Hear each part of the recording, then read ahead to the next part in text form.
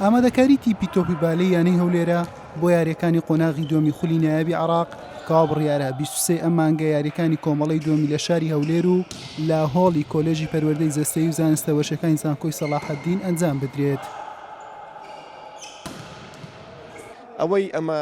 زیاتر هان دەدا کە ئەو جێگای باسکردنەکە یاریەکان لە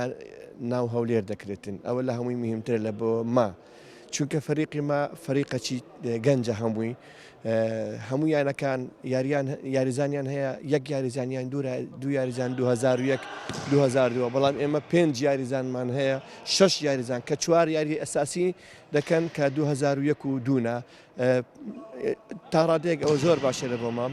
یانەی هەولێر لە قۆناغی یەکەم لە شاری بەسڕا لە کۆی 6 یاری 3 سەرکەوتن و 3 شکستی هەبوو با کۆکردنەوەی 8 خاڵ و لە خانەی چوارەمی ڕیزبەندی کۆمەڵەکەی دێت بۆ ئەم قۆناغەش ئامادەکاری کردوتاوەکو لە چوار تیپی سەرەتا بمێنێتەوە و بگاتە خولی بژاردا.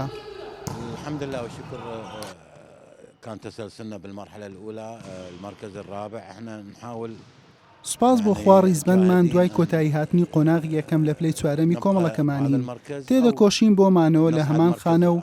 یان بۆ پلەیەکی باشتر بە گوێرەی ڕوبەڕووبوونەوەمان لەگەڵ تیپە بەهێزەکانی وەک بەحری و غازی جنوب و جەیش چونکە ئەو سێ تیپە لە بەهێزەکانی عێراقن بەڵام مانەوە لە هەمان پێگەی خۆمان ئاسان نییە ئامادەکاری و ماندووبوونی دەوێت ئێمە دوای ئەوەی لە بەسڕا هاتینەوە 3 ڕۆژ پشوو بوو دواتر کارمان لەسەر تیپەکە کرد بە تایبەتی لێدانی یەکەمی تۆپ کە لە تۆپی بالە گرینگە بۆ بەدەستێنانی خاڵ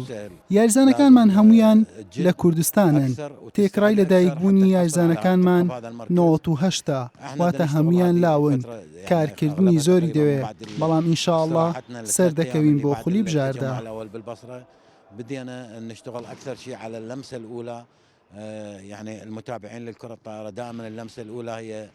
تقريبا الأهم. دوای تەوابوونی قۆناغی یەکەم بۆ قۆناغی دووەم خۆمان ئامادە دەکەین ئامادەکاریی زۆر باشمان کردیا دەتوانم بڵێم ئەو تیپانی کە ڕوبەڕووی ئێمە دەبنەوە تیپی ینی هەندێک تیپی بەهێز تێدایە بەڵام ئەوانکە ئێمە زۆر لەوان بەهێزترین سیاریمان برتەوە لێ ینی چاوەڕێ دەکەم زیاتر بینەوە لێرە یانەی جەیش و باری و غاز یانەی بەهێزن بەڵام ئەوانتر ئێمە خۆمان لێیانمان بردیتەوە فەریقی ئێمە فەریقەش زۆر باشە ئێستا گۆڕانکاریی باشمان کردیە تەمرینی زیاترمان کردیە و یاریزانی نوێمان هینایتە تیپەکەمان بۆ ئەوەی لێرە بە باشترین ئەنجام قۆناغەکە تەواو بکەین. یاریەکانی خولی نایابی بالای عێراق ڕۆژی 23 ئەم مانگە تاوەکو 29 هەمان مانگ قۆناغی دووەمی لێ بەڕەوە دەچێت کۆمەڵە یەکەم لە هۆڵی شەعب لە شاری بەغدا و کۆمەڵەی دووەم لە شاری هەولێر لە هەر کۆمەڵەیەک 4 تیپ دەگاتە خولی بژاردا. حوسێن محەممەد کەناڵی ئاسمانی پێیام هەولێر.